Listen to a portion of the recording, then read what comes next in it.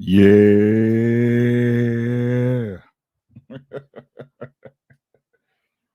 Yeah. Mic check.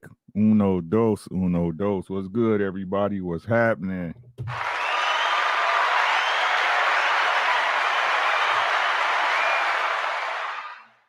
Another winner for dinner. What's good, man? What's good? Take off your shoes. Take off your socks, kick your feet up, man. Turn the TV on. We're about to talk some boxing, man. First and foremost, let's go ahead and do some housekeeping, man. Make sure y'all subscribe to the greatest boxing community here on YouTube. That's the TWT team. That's www.t-w-t.com.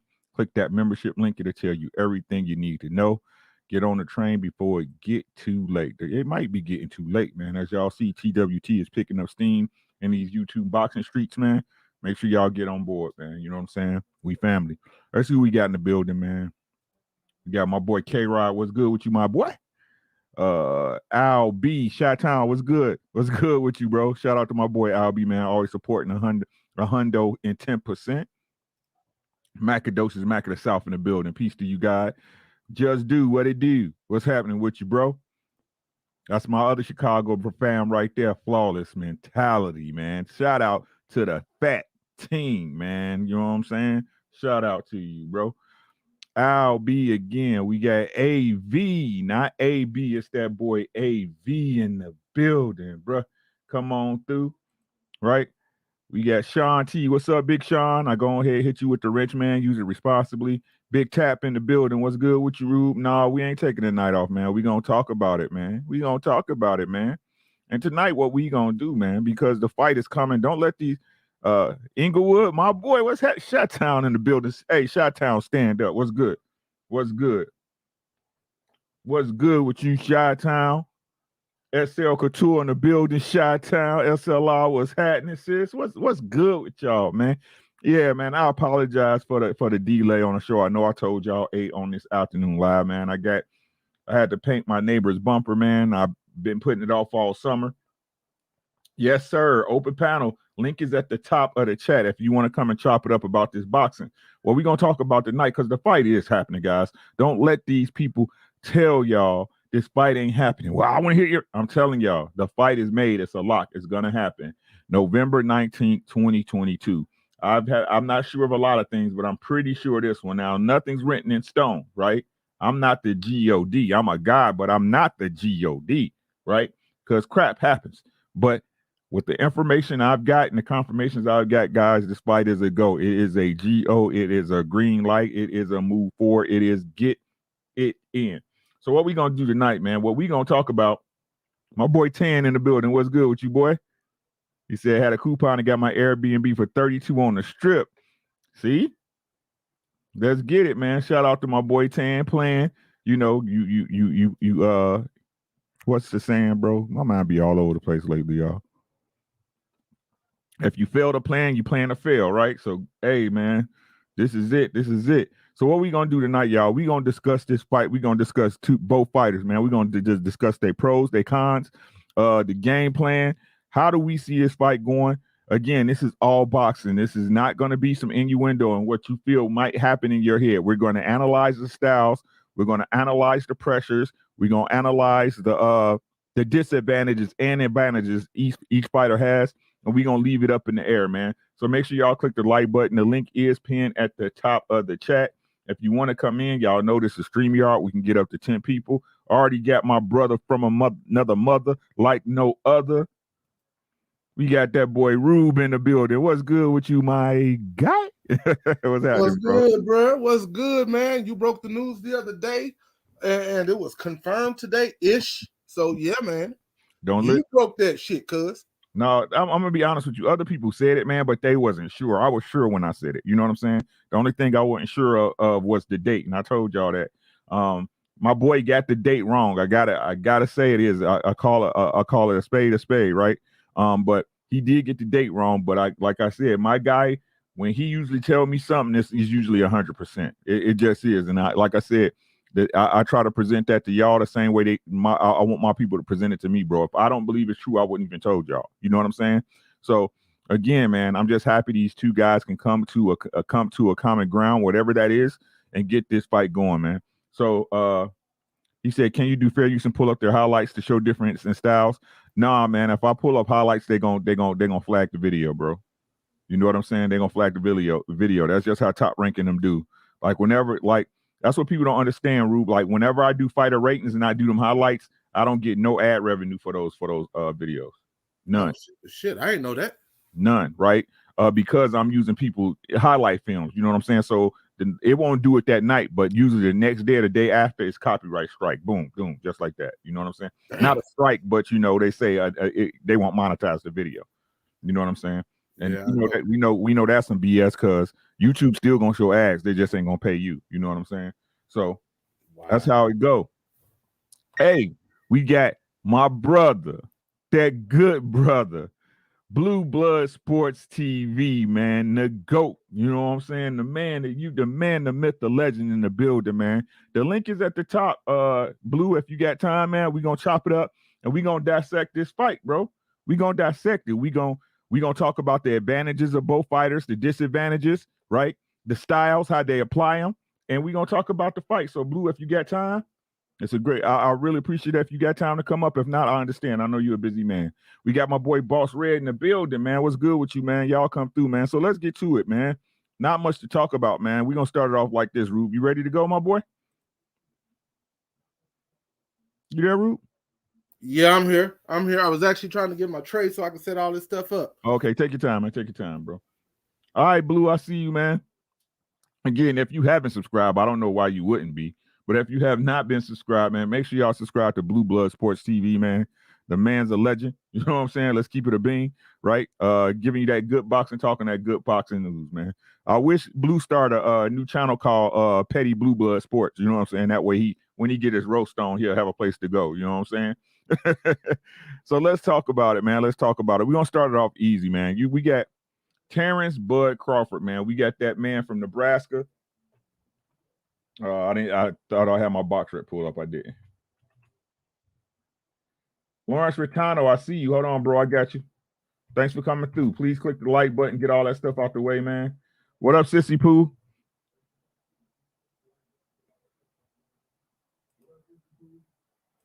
All right, there we go. Bear with me, guys. I apologize. Like I said, I basically just hopped out the shower, man, and jumped on the computer. So I apologize, you guys.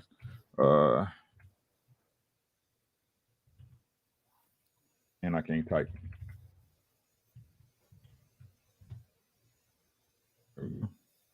Again, you're gonna log you in with Google. Skywalker, what's good with you, Timmy? We gonna go to Bud, Terrence, Crawford. No people found. Okay, that's cool. I'm gonna spell it wrong.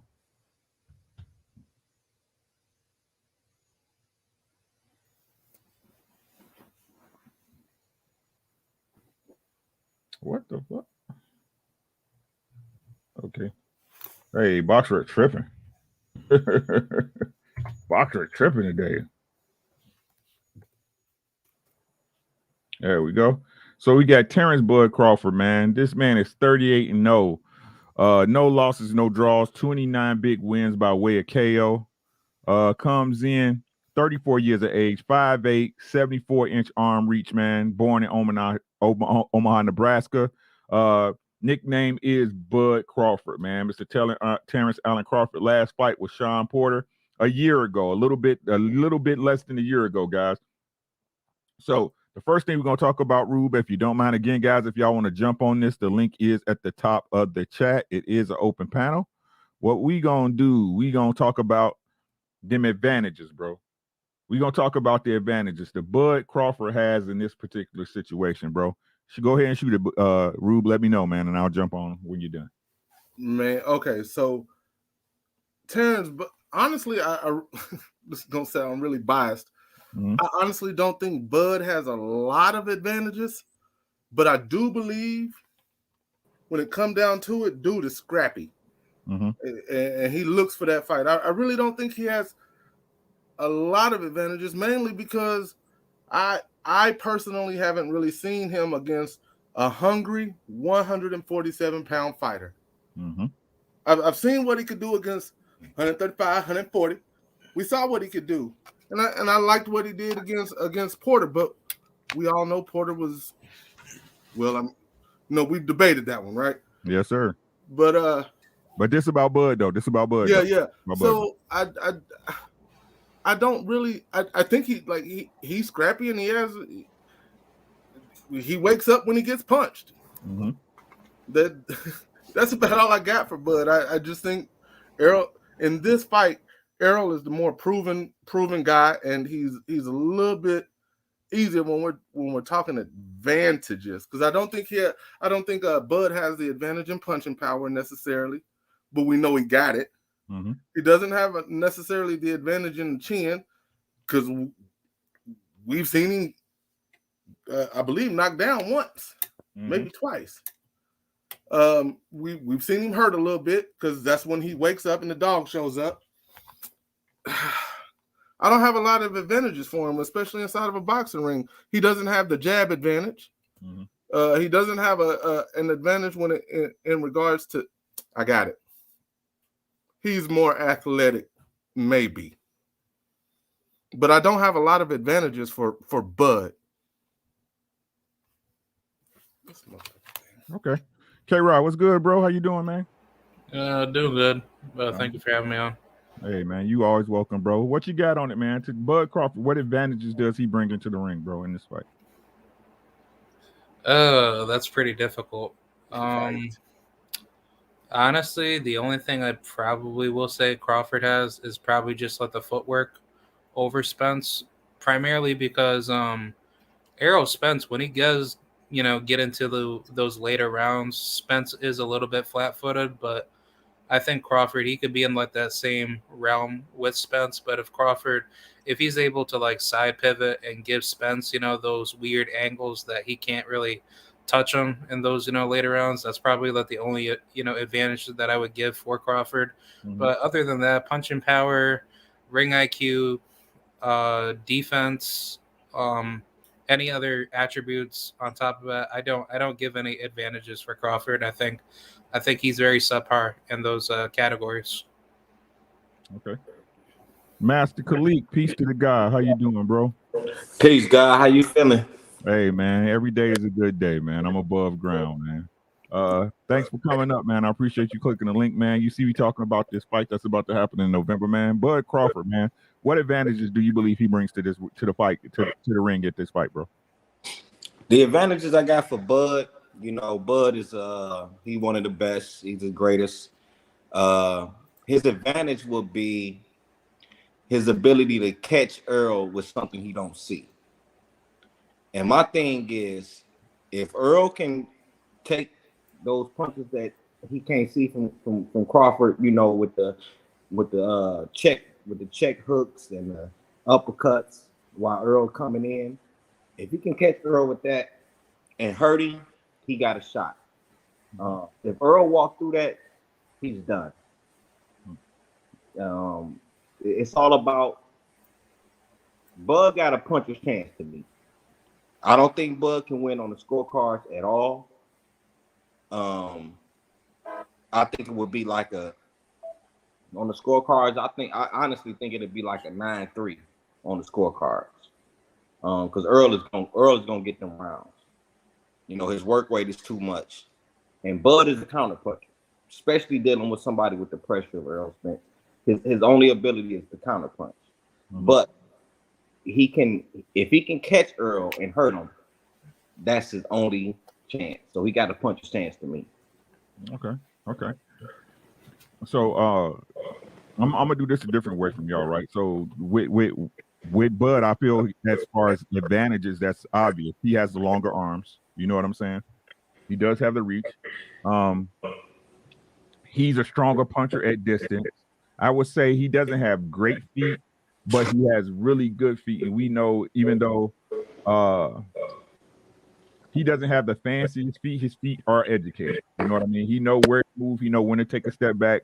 He know when to clip off on an angle to the right side or the left side to get it, or even backwards to get a shot off. I think he has good power. I think he has really good power. And the biggest thing I think he's got going for him, the biggest advantages he will have is his confidence, right? If you think about it, this man, he didn't beat 38 fighters. You know what I'm saying? Stopped 29 of them. And right now he's on a high. I mean, and if you want to put it into perspective, I think right now at this point he's well rested. If it was me and I was him right now, you know, in this fight, I think this would be a fight that he really would believe that he has to get up for. You know what I mean? So that maybe could be dangerous. That's yet to be seen in the ring. But as far as those, I think those are the advantages he has. Anything else, to be honest, it's really minuscule at that point. Does that make sense? No, Are you guys there? Yeah. No, I agree with you. I mostly agree with you. I really do. Okay, great. So I'm looking at the physical, like you compared the physical size, in which that didn't even cross my mind. Outside of that, because we know Spence is the bigger guy, but Bud is definitely the longer guy. I don't see a lot that he possesses that's superior. Because when you say advantage, I think of what's better than his opponent. And I just don't see really any real advantage he has aside from trying to catch him. Okay. Well, no problem. I completely agree with that and understand that. But let's switch it over to the other side of the coin. Errol Spence, what advantages does he have in this fight?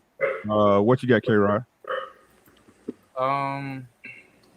As far as like the advantages go, I think Errol Spence is probably one of the most destructive pressure punchers in the welterweight division. When you're in the welterweight division, you have to have two things. You have to have power and you have to have a chin. And Errol Spence has proven that to be one of the most, destructive, pressure punchers in the division.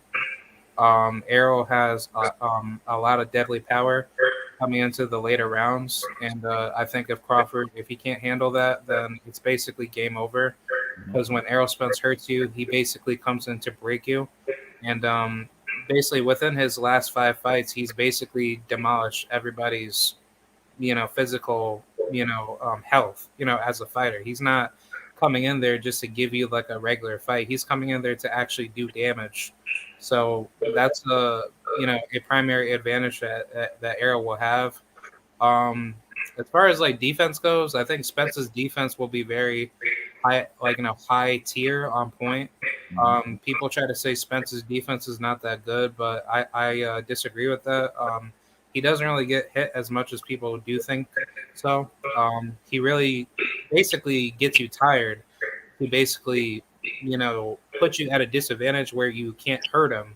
And then when he's in that position to not get hurt and he's hurting you more than you're hurting him, then that's where his defense has played like a huge massive factor because he's using very good educated defensive pressure when he's coming forward because he's not, basically walking backwards by keeping his hands up. He's coming forward, very similar to how should I say? Very similar to Tommy Hearns in a way, but he's just using it in a different fundamental factor. So if he does that against Crawford, it's basically game over because what Spence is going to do, he's going to start targeting, that body early, try to, like immobilize him. And then once he gets his feet planted to a point where he can't actually move around because he's so tired, that's where his defensive, pressure, will kick in. And then he'll start, actually hurting it with those devastating punches that he loads up on. So that's another good advantage. And then also, the ring IQ too. Errol Spence's ring IQ is very, very high. I don't expect him to have any rookie mistakes coming into this fight.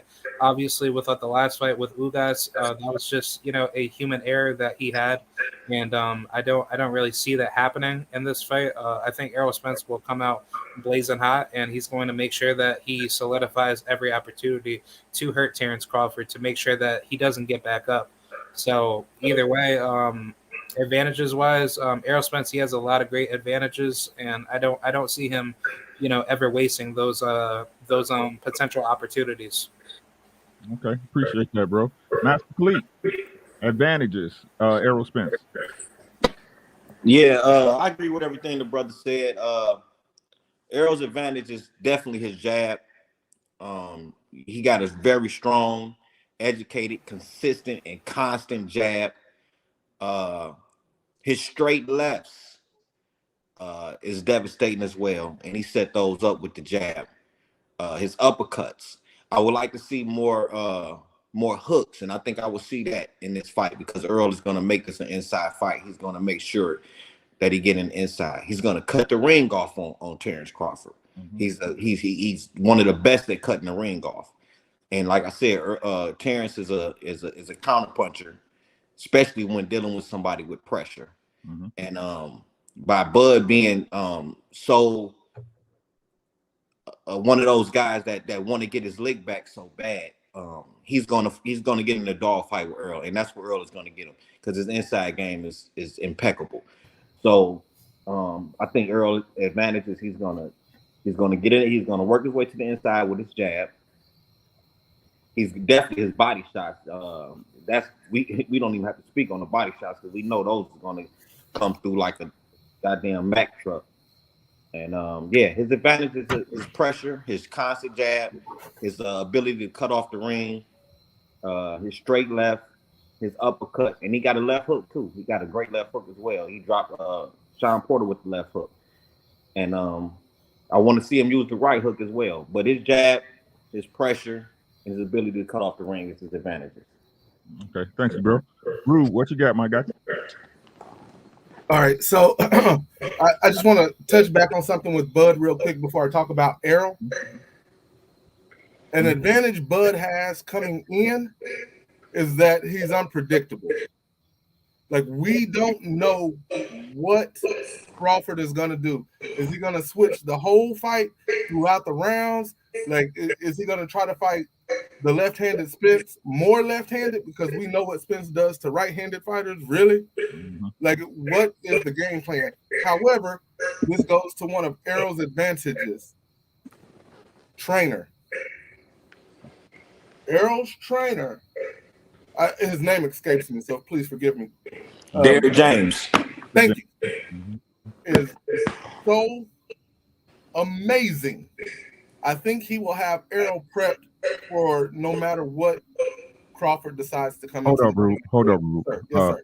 Hey guys, could you guys mute, please? I'm getting feedback from somebody. I just want the quality to be A1 if y'all don't mind, at least until you talk. So no disrespect. Yeah, like I think that's coming from Talib. Okay, go ahead, Rube. So I think Derek James is going to have him A1. He's much better trainer than Bomac. Like let's keep it 100. Now inside the ring, I don't think Crawford is an idiot, but I think Errol has the advantage in regards to the ring IQ. Mm-hmm.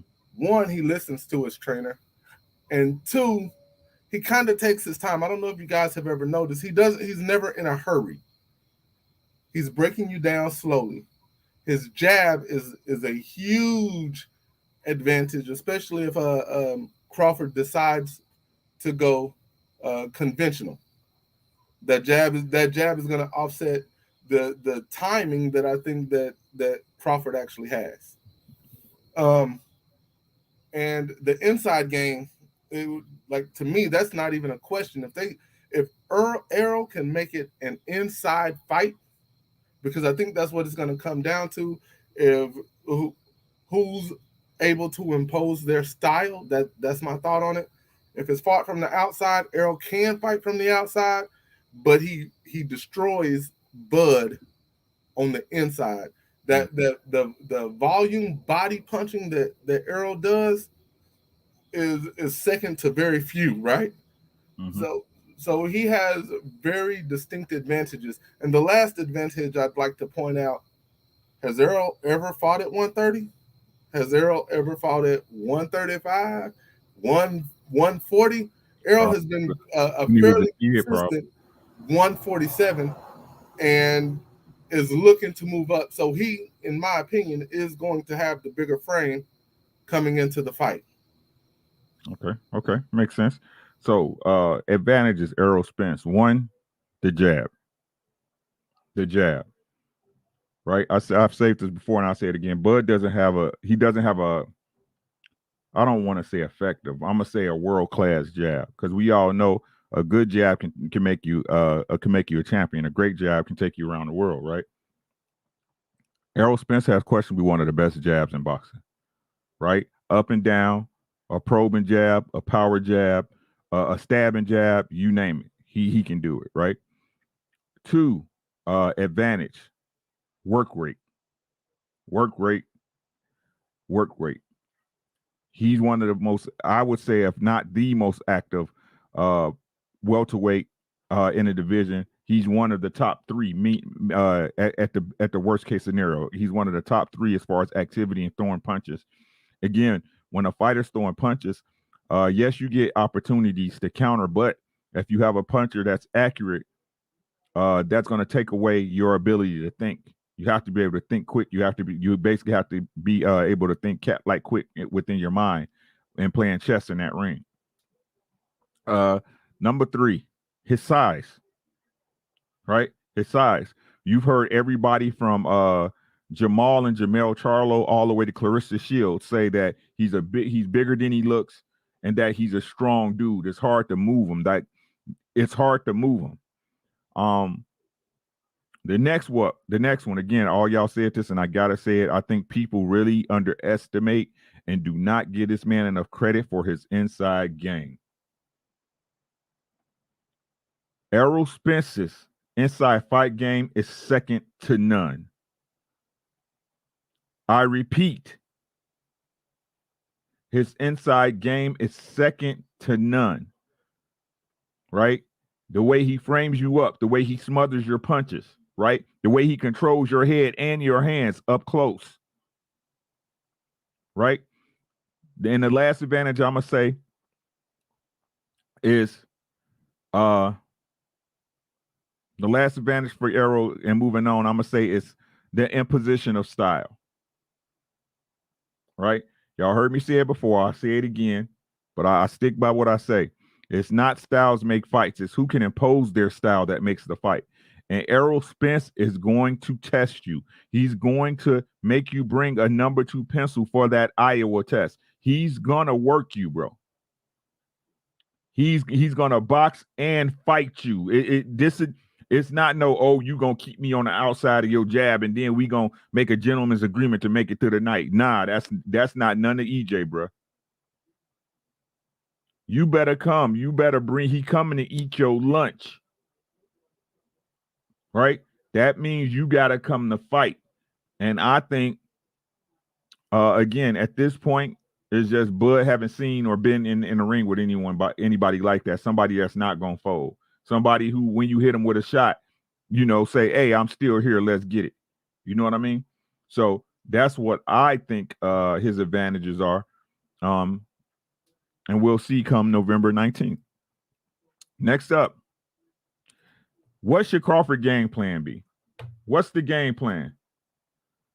Rube, what you think?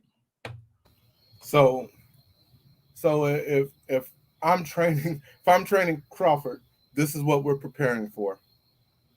We're expecting Spence to come forward and walk us down. We got to keep in mind we've never been in the ring with him, right? So we're expecting Hold up. They've been in the ring together. As a pro. Let me rephrase. Yeah, but they've sparred. I told y'all that before, and that's facts. They've been in the ring together. But go ahead, bro. My apologies. Oh no worries. But you're gonna expect him to walk forward. And how do we counter that? We know he's southpaw. Let's actually try to circle to his right, set him up, switch feet, and hit him with the check hook. And let's try to basically do it all night. When he comes in, we're gonna try to tie him up. We know he's kind of strong, but I'm kind of strong too, because I really believe that Bud Crawford is arrogant enough to believe he's as strong, if not stronger, than Errol Spence, and he'll be able to tie him up. Mm-hmm. Get the distance, keep circling, and try to pop that jab to set up a check hook and circle out again. And I believe that's going to be the game plan for him all night. Now he's going to keep him. The goal is going to be to keep him off balance by switching feet, hoping that Spence guesses, and he guesses himself into one of those step back left hooks that Crawford likes to throw from that southpaw stance. He loves to throw it, and he's pretty accurate. I'm not going to take it away from him. But going in, that would be my game plan. My second game plan, assuming that Spence is able to walk through a lot of those shots and doesn't take that step back that we hope he does, the adjustment to that is beat him to the body to get his hands down, switch feet, throw a straight right hand and step back. Get him to have to stop moving his feet forward. We're not talking about Errol Spence. I was about to say the counter to that, but that would be my game plan going in if I'm coaching Crawford or if I'm Crawford. Mm-hmm. Okay, what you got, K-Rod? Game plan for Bud Crawford, man. Yeah, for the game plan, I would just kind of be very careful with trying to, trade a lot of blows with Errol Spence. I think the biggest issue with Crawford is that he likes to go blow for blow, with you. So if I was training him, I would just say try to go in and go out and try to make Spence very frustrated early game. And then once we get into the mid game and late game, then just basically focus on just being, just being very, very, unpredictable with your next move. Don't make it predictable to the point where Errol Spence, can already figure you out. And then Crawford, he's just going to basically be broken down a lot faster. So I would primarily focus on just basically stick a move and, use your jab and start pivoting away from the hard punches that Spence tries to throw. Mm-hmm. And then if you could hard counter him to actually hurt him, then go for it. But I wouldn't do that because Errol Spence, he could easily throw something heavy right back at you. So I would think for Crawford's case, he just needs to play mid-range, type of boxing, mm-hmm. and just basically use your counter pivots a lot more actively, and don't, stand in front of, Errol Spence, because Errol Spence will definitely finish you, if you try to go blow for blow, a lot faster, in the pocket. Okay, great work, K-Rod. Master Cleat. Yeah, I agree with both of the brothers. The first brother, I agree everything he said. But my first game plan for Crawford, I think I got two. My first game plan for Crawford is to, come out with the orthodox and work on his jab so he can come over Earl's jab. Something like Kell Brook was doing, every time Earl came with his jab with Kell Brook in that fight, Kell Brook came over that jab and was clocking Earl. Mm-hmm. So he need to work on his jab as an orthodox and come over Earl's jab, because he got the longer arm, so he can do it even better than Kell Brook did it. So Bud's game plan in the orthodox stance is to definitely come over Errol's jab. If he switch, he's definitely going to have to keep Errol on the outside, and that's on both stands because he got the longer arms. Keep Errol on the outside, move. Don't let Errol cut that ring off. That's another thing he got to work on. Stopping Errol from cutting that ring off, hitting him with some check hooks. You understand what I'm saying? Errol come in, hit him with some uppercuts. You know what I'm saying? Keep him back on that jab. He has to work on. He has to have a strong and consistent jab to keep Errol from coming in. And that's the game plan I would give him. But the first one is to come out orthodox and go over over top of Earl's jab. That's just, that right there will keep him in the game, and that will win him some rounds. Hey, 817, link at the top of the chat, bro. Link at the top of the chat, bro. Game plan for Crawford, man. I've said this before. I say it again. His entire game plan is to use his legs. Should be to use his legs and try to time Errol with a shot.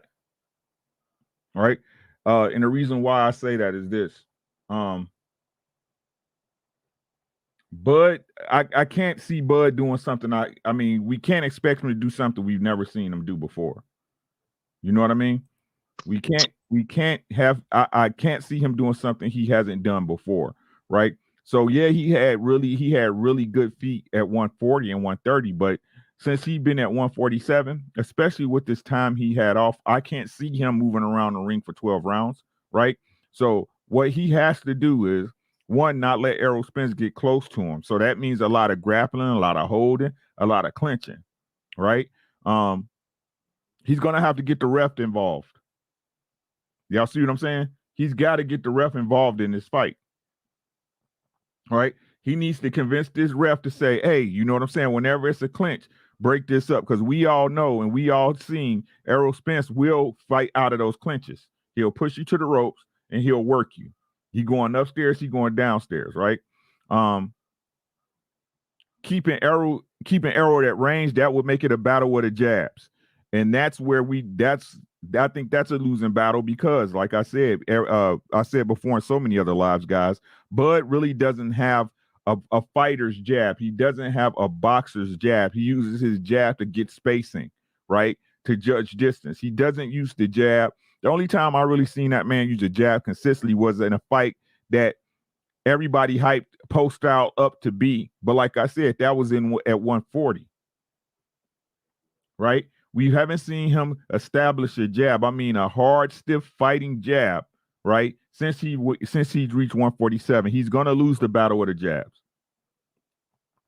He has to believe that he has enough power to stun and hurt Errol and the ability to finish him.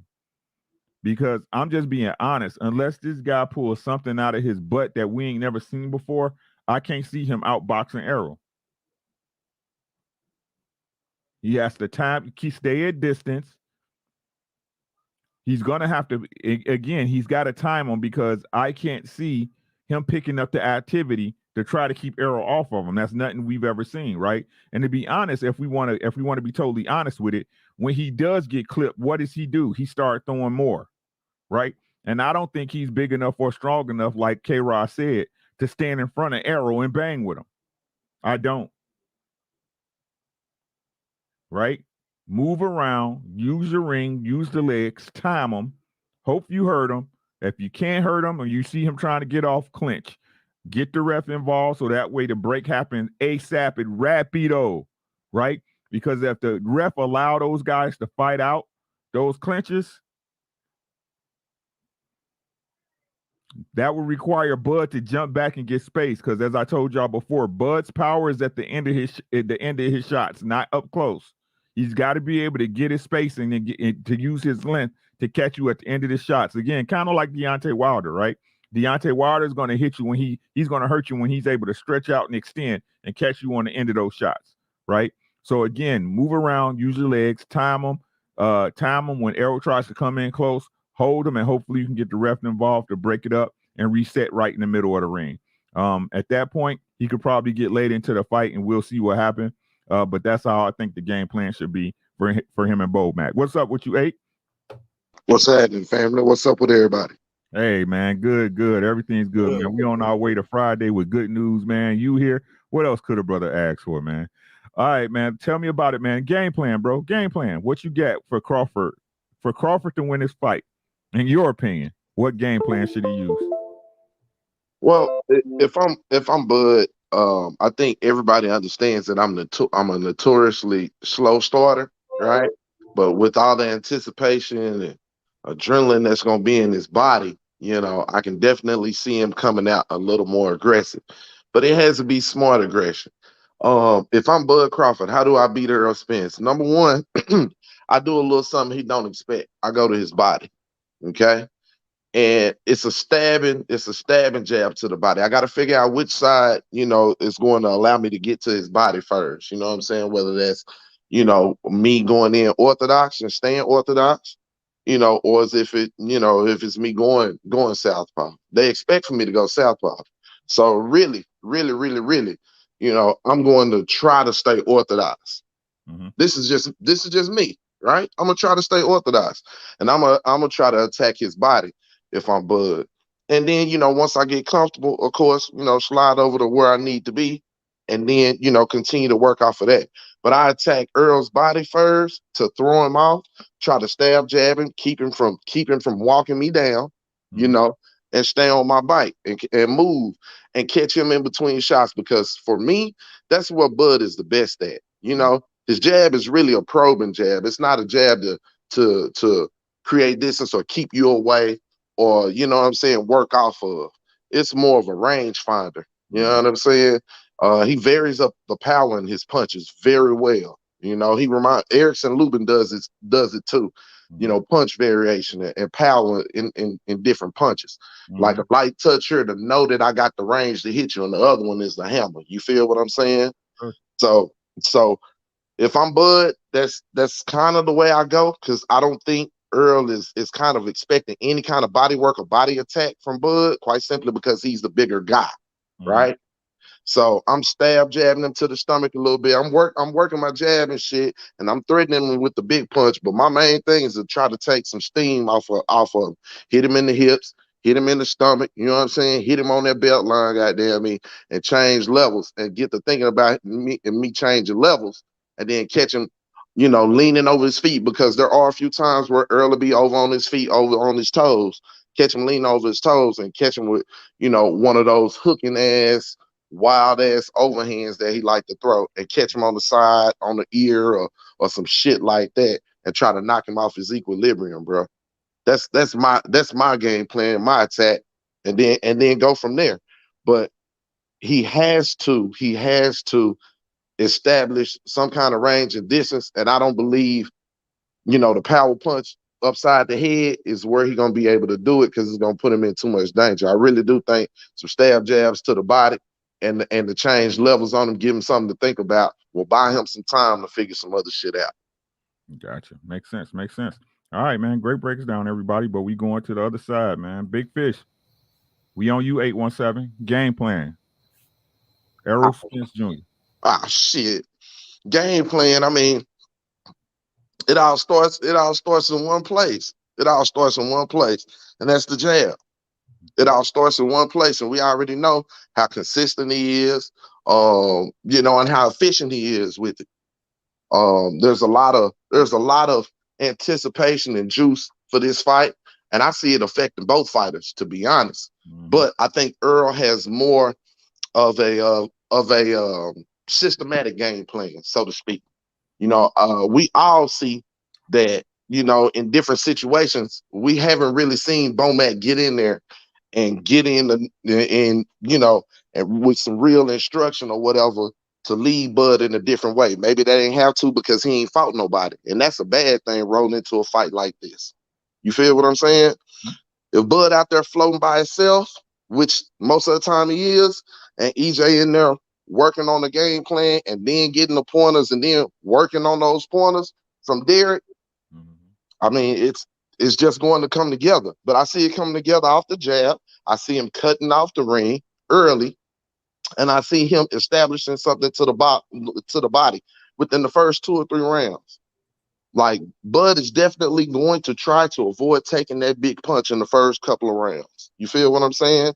He's going to feel the power or whatnot from jabs, but he's definitely going to try to avoid that big punch. So Earl can't be looking to land that big punch. He's just got to stay consistent, stay with the game plan, stay within himself because it's going to come. He's way more fundamental. So the breakdown in Bud will come before his breakdown will if he just stays on the game plan. I don't see if everything goes to plan, I don't see it going past 9 rounds. I said 8 earlier, Rick. Yes, you feel me? Yes, I said 8 earlier, Rick, when we talked. But you know what I'm saying? Just think about it wholeheartedly, fully. I don't see him making it past 9 rounds, bro. I got you, bro. Rube, what you got, bro? Okay, so I actually agree a lot with what he just said, but the game plan started June 22nd, 2 months after April 22nd when he fought your Dennis Ugas. I need to keep you in shape. We're not gonna bloat you up. We're not gonna let you get bloated. So we have to lose a lot of weight. We're gonna keep you between that 147 to 155 range, so that you don't have to lose a lot of weight. The reason for that is because I would have actually had him doing some weight training since he already has heavy hands and he already knew who he was fighting next. And if it wasn't going to be Bud, it was going to be Up. So the game plan would have started then. Second part, EJ. You don't really have to do a whole bunch of anything different. Keep your head to his power shoulder, no matter which foot he's deciding to use, and walk him down. Even if he decides to go to the body when he dips, EJ has a beautiful right uppercut. So go ahead and dip. Try to stay low. Try to keep your distance, because this is what I would think going into the fight. Because as Derek James, because I'm looking at it from the trainer point of view. What game plan am I giving Errol? I'm going to expect something a little different. I'm going to expect Crawford to go to the body. So we're going to work on that right uppercut to step inside, so that now we can fight in the phone in that little phone booth where we really want to be, and we know Crawford struggles. And we're going to do it all night. And quite frankly, my opinion is Crawford won't be able to do anything about it. He won't have a game plan to counter it, because his game plan coming in, looking at it from Derek James, his game plan coming in talking about Crawford would be to fight at a distance and wait for an opening. Try to keep him off. Well, I'm just going to walk you down just like I do everybody else. Like we saw your Dennis Ugas fight, right? Who has a spectacular jab, who has phenomenal boxing skills, walked down. Period. Now I think, and then looking at it from that trainer point of view, we are going to break his will, because we know coming into the fight that when we catch Crawford, he might not go down the first time, but we know he's going to swing back.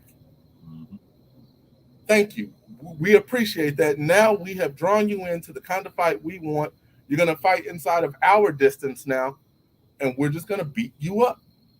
Take your will. And I think somewhere right around the 10th, maybe 11th, Bud is going to look like a man trying to survive a fight. And I personally believe it's actually going to go decision. And I personally believe it's going to be something like 9-3. Only because Errol is catching his breath. So I wouldn't really change much from my style, because my goal would be to impose it on Crawford and just break him down throughout the course of the fight. Okay. K-Rod Ski. Yes, sir. Gang. Errol Spence, what you got, bro? Oh man, this is gonna be a fun one. Yeah, Errol Spence just has to be Errol Spence at the end of the day. You are who you are. You are one of the most deadliest fighters in the welterweight division, and I probably say in all of boxing. So if I was, running his corner, I just say be you and be very destructive. Don't let Crawford gain his confidence off of thinking he can just outbox you and just make the fight his fight. I would primarily just say kill Crawford to the body, immobilize him, like I said earlier. Um, Force Crawford into his back foot because Crawford he likes to come forward too, but once you push him to his back foot, he can't really do anything. And then on top of that, take away his jab by just throwing those hard like crushing body shots, and also use your uppercut more because every time when Errol Spence uses his uppercut, he starts to hurt a lot of his opponents more, and that's kind of like a lost art within Derek James's fighting stable. So if he starts using that more onto Crawford, with like a body shot combination, connected with it, he can easily take down Crawford. And then on top of that, use your jab more to the body. Don't try to head on. Just make it easier by forcing Crawford to fight inside of the pocket and just basically break him to his will. So either way, Errol Spence will very well focus on that game plan in my view. And if he gets those keys to victory done, he could very well stop Crawford pretty early. Okay, thanks, K Rod. Yep. Master Khalik, what you got, bro? Game plan, Errol Spence. Master Khalik. Are you there, sir? Oh, I got him. You there? Nope. You got to unmute yourself. You there, Khalik? Khalik. Okay, while we waiting for him, let's pay some bills, man. We had a couple of super chats. Sean T in the building. He said, I feel like Errol's biggest advantage are the jab, body work, and Derek James. Thanks, bro. Appreciate you. Payday. You want payday. I know that. Appreciate you, bro. L Flowers in the building. How you doing, sis? She said, my money is on EJ. I like his style and his work rate gets better to me in the later rounds. No, all facts, sis. All facts. Payday. You want payday. I know that. Thank y'all so much for the super chats. Your boy appreciate it. Master Khalik, what you got, bro? Can't let this. Hey, y'all. The only thing, look, you can't let the boy gain no confidence early. You feel what I'm saying? Yeah. You can't. He already feel like he being looked at as too little, not good enough, none of that. You feel what I'm saying? So he's looking for something to give him some confidence. So if I'm Derek James, I'm telling him, say, man, stay sharp these first 3 rounds and just put pause on him. Just laying shit on him. But don't let him hit you with nothing big and you'll take his confidence because the boy at that point, he's going to get frustrated. You feel what I'm saying? If Earl can go 3 rounds without letting him catch him with some hot shit, because I don't believe he can hit him with nothing that's on just out now sleeping. Ain't gonna be no boom, oh goddamn, he just out of there. You know what I'm saying? So as long as he don't let him catch him with nothing hot in the first 2 or 3 rounds that would give him some confidence, the boy he gonna get hot. You feel me? A fight gonna break out, and little midget man, little Bobo gonna find out. You know what I'm saying? This ain't one of them. Yeah, man. I don't know what's up with Master Khalik. I don't know where he at, so I'm gonna move forward with it, man. Game plan, man. Errol Spence, we gonna come out there. We gonna establish the jab, man. We're going to put the jab in his face whenever we can. We're going to move that jab all in his face, all in his chest, bro. And, we're not really concentrating on a particular shot. We hitting him everywhere. We hitting him in the shoulders. We hitting him in the chest. We hitting him in the ribs. We hitting him wherever we can contact because no matter what y'all say, bro, he is a smaller guy. He's a smaller guy, right? We want him to let him know we here. We here and that those other dudes you was in there with, this ain't that, right? So what we do once we get established, once we get comfortable and we get a rhythm in the fight, right? We definitely want to keep our defense tight. We want to keep our eyes sharp. We want to be sliding left to right. We don't want to keep our head on the line if possible. We want to be able to step back, step forward. Again, take that side step to the left, that side step to the right, and get back to the action.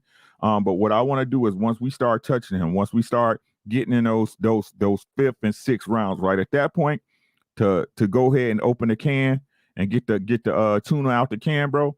What we want to do is we want to start pushing him and moving him back towards the ropes, right? Bud is most effective when he doing his patented combination. Go watch any of his fights, bro, where he was boxing or trying to get a guy out of there, bro. It's patented. Besides I think the only one we ain't see it in was the Kell Brook fight, and Kell Brook and Mean Machine. But every other fight, Bud Crawford hit his opponents with the same combination: step back, hook, step back, hook, right? Step back, hook, step back, hook, right? We want to crowd him. We don't want to make sure he don't have nowhere to step back. That's why we move him back to the ropes. We move him back to the corner. At that point, what we do is we attack his strong side. We smother that side. And then it's easy from that point. Then it's building the house at that point. We framing the house up, baby. Right? Round 6, round 7, them hands about to start dropping. His eye gonna be tore up already because we're gonna keep that jab in his face because we gotta use the jab to move him back to the ropes, correct? Facts. Right? Did you hear what I said? Right? So then that eye already tore up, right? And again, like I said, that body gonna start giving up on him, right? And at that point, that's when we open the door. That's when we pick up the pace, right? That's when we pick up the pace. And hopefully, just if Bud is the fighter we think he is, right? At this point is when he's going to be like, it's time to sink or swim. And then a real fight breaks out. And when that fight breaks out, we go into the ribs, we go into the kidneys, we go into the liver. And then we going home with 4 belts. That's the game plan for me. Master Cleek, you there? He is not. I guess he had to go to bed. Okay. What we got? Next up. What was I gonna say? Oh, yeah.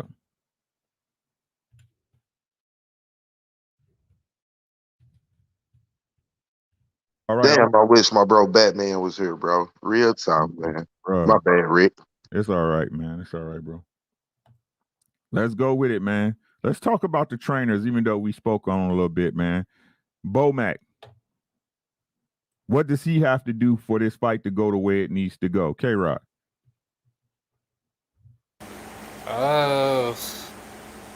I really don't know how to answer this, but honestly, he needs to eat a bunch of Big Macs and a bunch of Little Macs. He needs to eat a lot of macaroni and cheese and tell Crawford, look, I may be fat, but guess what? We're going to go in here and give him this Big Mac, ass, whipping. But, yeah, realistically speaking, I think Bomac, he needs to be he needs to be really serious about this fight. This is not no Aegis Kavalauskas. This is no 1 foot in, 1 foot out Sean Porter. This is Errol Spence. This is one of the most dangerous fighters that you will ever meet, coming face to face, in a fight.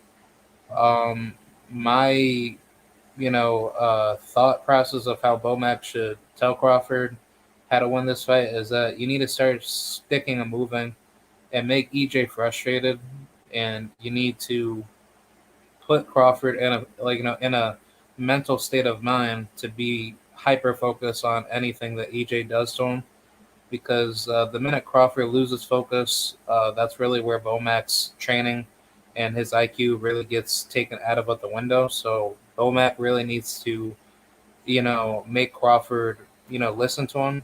And he needs to start studying all the disadvantages and the advantages that EJ has coming from round 1 all the way up to round 12.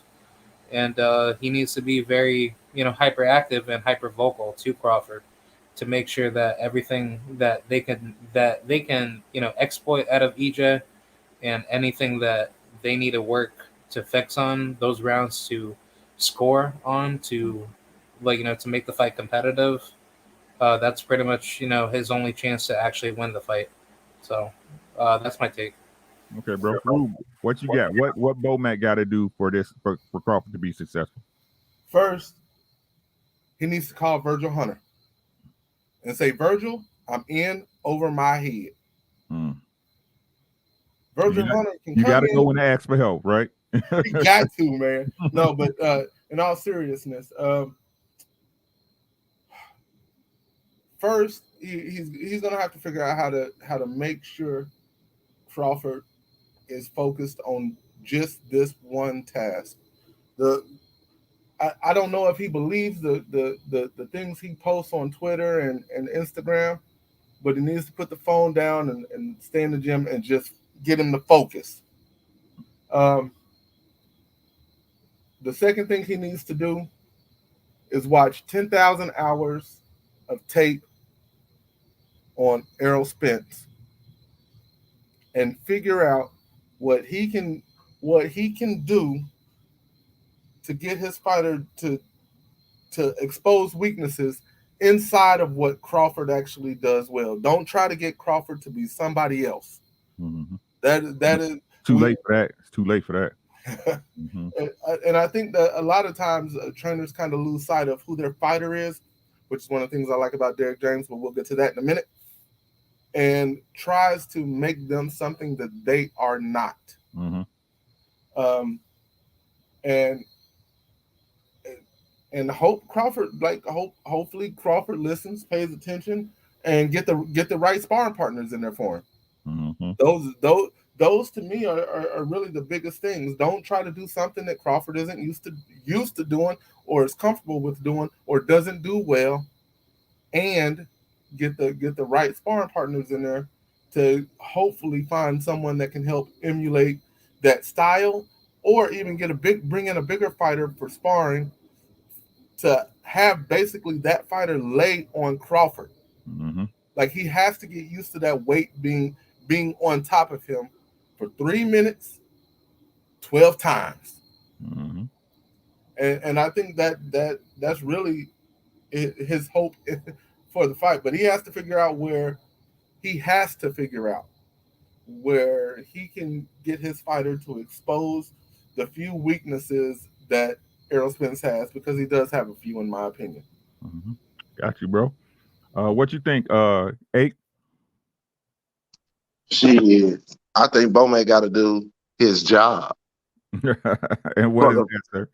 For the first time in his motherfucking career, he can't make an easy check. You did. Mm-hmm. Ken folks stole it from me. Yeah, he gotta have extra set of eyes. It just can't be his thick ass eyes, and it can't be nobody that's been in the camp. You feel me? Sparring partners are important, so you can't keep beating up on the little lightweights and the little young bucks that look up to you. Hey, I got you, bro. Did you hear what I said? Yeah, you mean?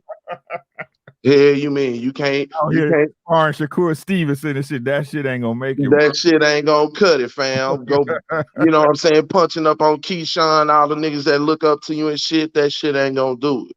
You feel me? Mm-hmm. You're gonna have to have some of that. Listen, you remember when Floyd got out of jail, right? And he was coming back, and he knew he had to be on this shit because everybody was sitting waiting for him to come out of jail, salivating at putting a L on him, right? He didn't go get no pansies or nothing, right? He didn't. He went and got the youngsters with some motherfucking work because he knew what he had in front of him and what he was trying to do. You feel me? So Terrence Crawford got to look at it the same way, and his team got to look at it the same way. If they too busy holding his nutsack like his fans and most of these motherfuckers in the chat talking about how great he is and they believe in all the Kool-Aid and shit, you feel what I'm saying? And ain't gonna push him with good sparring partners and critique his ass the way he needs to be critiqued, you know, then the boy fuck. If I'm Bomac, I'm getting some more eyes in there. I'm getting some more eyes in there. And when I say I'm getting some more eyes in there, I'm going to get a motherfucker that, you know, nobody would think I would go get.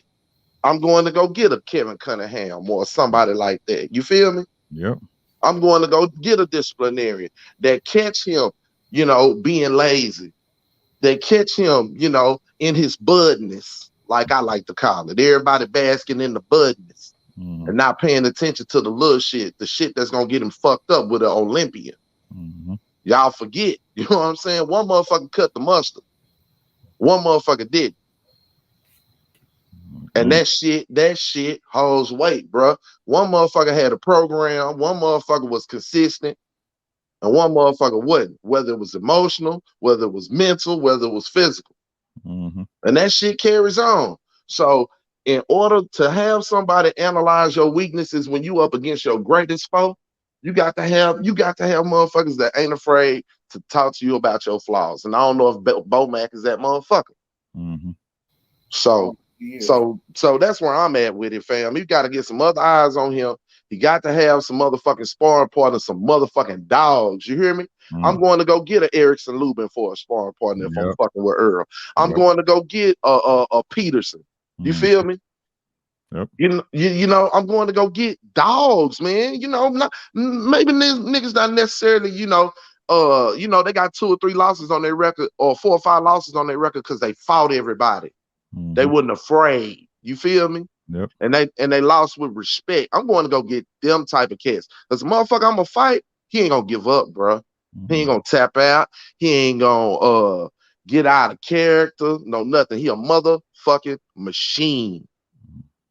He gotta take the Rocky Balboa approach, fam. That's all I got. I got you, bro. Master Khalik, you back, bro? Master Khalik. That nigga sleep, fam. Man, I'm about to push him out, bro. Hey, no, it's just no disrespect. Fam, sleep. There's no disrespect. You know what I'm saying? Okay, so I guess it's 3 things I think Bo Mac got to do. Number 1, don't underestimate. Do not underestimate.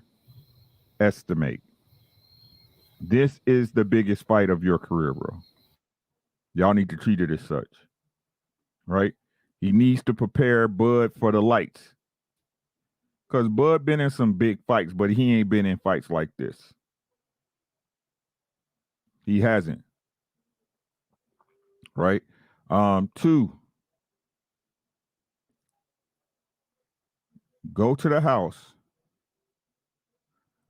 Get your towels. Put them in the washer and use a lot of bleach. Use a whole bottle of bleach. Because you want the ref to see that towel as soon as it leaves your hands. My nigga. God, dog. You want the ref to see that towel. Because, and I'm gonna be honest with y'all guys, the level of competition, the people you've been fighting, bro. If what you had against what you said your so-called hardest fight with a Gamboa, if what you did with Sean Porter being your best, Bo Mac, you're gonna have to protect your fighter, bro. You're gonna have to protect your fighter. Because the one thing I can say this with 100% assurity, right? We know that Errol Spence was fighting competition and preparing for this moment. This moment. Right? With all the mistakes and all the setbacks, we knew this 4 years ago that Errol Spence was moving to this moment. Can we honestly say that Bud Crawford was moving towards this goal?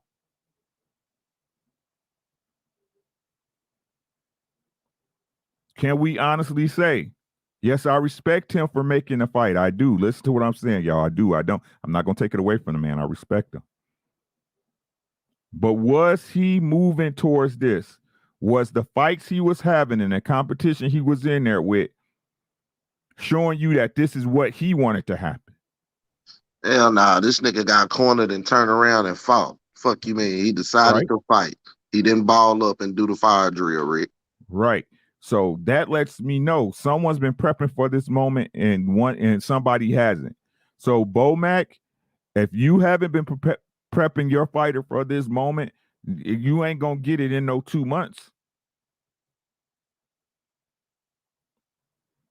Like, and shout out to my boy 817. The people you've been sparring, the people that you call your competition, the people that you got, you call sharpening your iron, the people y'all let him, because I'm pretty sure, I'm gonna say this, and even though I don't know it 100% sure, I'm assuming, I'm telling y'all right now, I'm assuming, so I might be wrong. I'm pretty sure Bud assigns who he's going to spar and who he's not going to spar. Oh, I'll cut Shakur, get up in here with me, right? Amir Khan, I get up in here with Amir Khan, right? I get up in here with what's the boy name that just retired? The Marine? Jamel. Right. Yeah, Jamel Herring. Mr. Herring, right?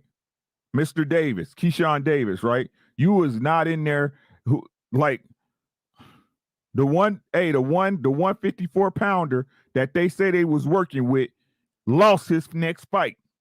What was his name? Swift Hurd. Right? Fact. Yep. This ain't that. Protect your fighter, Bomac. Protect your fighter. Y'all finally got to the place y'all wanted to get to, this big paycheck. Be prepared to protect your fighter, because I'm saying, everybody's saying, I use this specifically for this, bro. You ain't been trying to get Bud ready for this fight. And you're not going to do it in those 64 days, bro. Or no 60, 70, 72 days.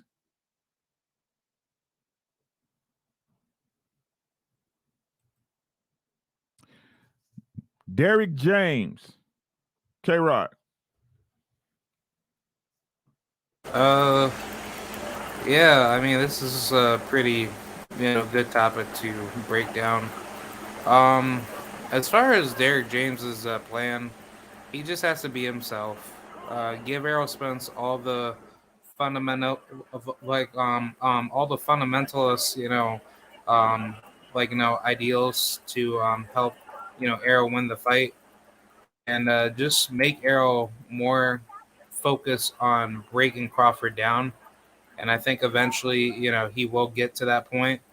But also just study Crawford's weaknesses. I think that's what Derrick James is gonna primarily focus on. Tell Errol to use his jab a lot more aggressively. Definitely work downstairs, and then work your way upstairs, and then start applying pressure early, and then late game just basically be you. So I think Derrick James is already doing that as we speak, and I think the game plan's already going to be set in stone once we get to see that be put into play come fight night. All right. What you think, Rube? Okay, so you kind of touched on it just a moment ago when you was talking about Bomac. You asked the question, have you been preparing your fighter? Leading up to this point, it's obvious Derrick James has been preparing Errol Spence. Now, the question that I have is, you knew for the most part what was going to happen after that April fight with your Dennis Gus. You knew what was up on deck. How soon did you get Errol back in the gym? How soon did you start making sure his body was prepared for the intense 8 to 10 week training? So I'm assuming he's done all that. Things that we already know about Derrick James. He is a student of the game. He watches film. He has said this. He loves to watch film. So I don't think breaking down Crawford is going to be a difficult task for him. I think he's already probably done it. Mm-hmm. I think he probably had a game plan for Crawford probably about 4 weeks ago. So now it's just about implementing that plan and getting the right people in camp to have Errol prepared for the fight. And he already has one of the Charlo brothers, so they can work on that punching power, taking some of that power, because I think Crawford does have a little bit of pop. Mm-hmm. You can actually use and Charlo typically is more than happy to get in the ring and spar with his stablemate. And another thing that I believe Charlo brings to the table that they don't have over in the in Crawford's camp is that fighter that can kind of emulates what Crawford does. Charlo does the step back. He doesn't do anything southpaw, but he does that step back. He has those weird angles that he throws his power shots from. And I believe that Derek James is going to use, if Charlo, of course, agrees, and I think he will, he's going to use Charlo quite a bit in this camp. Now, I also think he needs to bring in smaller 147 fighters that are quick, with their feet, that go in and out. And I think he's going to bring those guys in, and I think he's going to have Errol prepared for this fight. I don't want to see EJ I don't want him to look like he's overtrained. And that's the risk I think that you run when you have a perfectionist like Coach James as your trainer, because he's a perfectionist. He wants it a very specific way. And Errol so far has executed the game plan. He knows how to bring Errol in when he's kind of losing focus in a fight. And of course, Bomac doesn't have that. I just think Derek James is one of the best, if not the best, current active trainers in boxing today. So like K-Rod said, just be yourself, keep doing what you're doing, and be ready to expose Terrence Crawford and be ready for those in-fight adjustments, because Errol will listen to you. Got you. What you think, A? Derek James is a technician. He been studying Crawford. He studied Crawford months ago. You know what I mean? Like bits and pieces here and there, right? But once the fight started coming into view, you did, oh man, Derek went in. Believe me. I don't believe being in shape or any of those things are going to be an issue. I mean, Earl got back to running, 2-3 days after the fight. You feel what I'm saying? He ain't really got far off weight or nothing. So he locked in. As far as all of that. As far as the camp preparation, I got faith in Derek James. I got faith in the team as far as what they're going to do with him. I truly believe that Derek James' job earning his check with this one is all mental, right? It's all visualization. It's all mental. We've done everything we can do to get to this point. You can't let go of the rope. You got to finish, bro. You got to motherfucking finish. He got to make Bud Crawford Goliath. Do you hear me? Yeah, I hear what you're saying. He got to make him Goliath. You hear me? You got to make him bigger than life. Got to make him bigger than motherfucking life. Earl, man, like, you ain't doing shit right today. Earl could be doing everything right today. You not doing shit right today.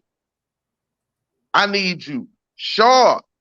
You hear me? Like, he needs to, by the time they get ready to do them press conferences and shit, remember how Earl was when he wasn't handling his business right and he had cut all that motherfucking weight? And how he was talking, he was like, look, man, I'm just ready to fight. I really don't have, he needs to be on edge like that. You feel me? Like, I don't have too much to say. Like, I'm on edge. I might fuck around, because the talk gonna get spicy. Definitely. The talk gonna get spicy. I need him locked in like this nigga is a motherfucking threat. The motherfucking threat. He everything that they say he is. You did? That's where I need him. That's what I need Derek James to do. As long as he does that, with the program that they own, with the teaching that they own, with the eyes that Derek have, with the ability to touch his fighter, to reach his fighter, and give him information in the midst of the shit, right? That separates him. So again, I believe he has all those things. They're not gonna display it in so many other fights and are going to lose it, that formula, right? But this mentally is a totally different game, and I need him to take it that way. Remember, I'm telling y'all, I've been in all these chats. He ambidextrously orthodoxian, pound for pound, go greatest. God damn it, all that shit. And you know what? Play that shit in the background the entire time while he training. Make him sick of that motherfucker. Post him everywhere on this toilet. In his closet. I'm talking about everywhere. Everywhere. When they ring that bell, it's like taking a pit off a motherfucking leash. That's what Derrick James got to do. Yeah, man. Feed that nigga some gunpowder and let him go.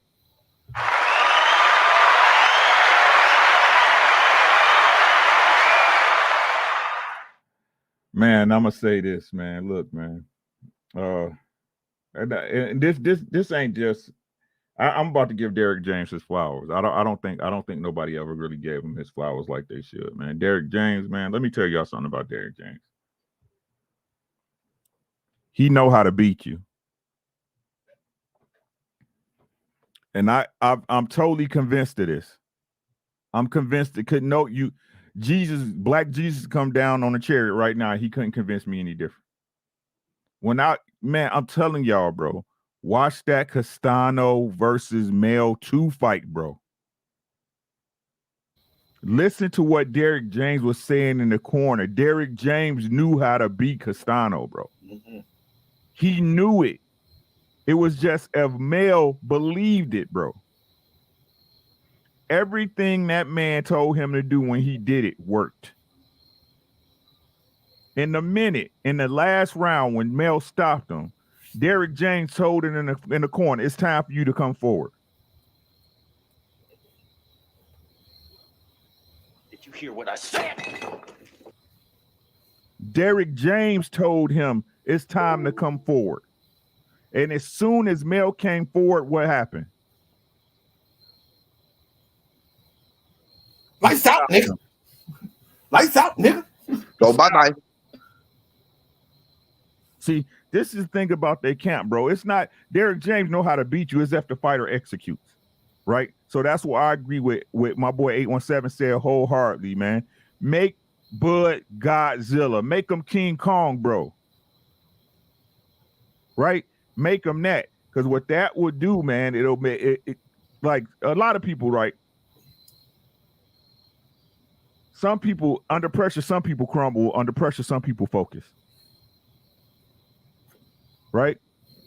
I think Errol's the type that under pressure, especially when we look at what he's been through, the things people say about him, the eye injury where he, not only could have lost his eye, but lost what at that time was possibly, I'm pretty sure, the biggest bag of his career. And the man don't fold. Derrick James has to foster that. He has to foster it. He has to water it. And like I said, bro, I think he's been doing that already. The end of the Ugas fight should prove it to everybody. Hey, yeah, we here, but we got to stay focused, baby. We got another fight. No days off, no super vacation. You go home, spend time with your family, heal up a little bit. I want to see you next week in the gym, baby. And then while he wasn't doing any major work, we all saw Errol Spence in the ring with Crocs on, working the mitts, correct? Facts.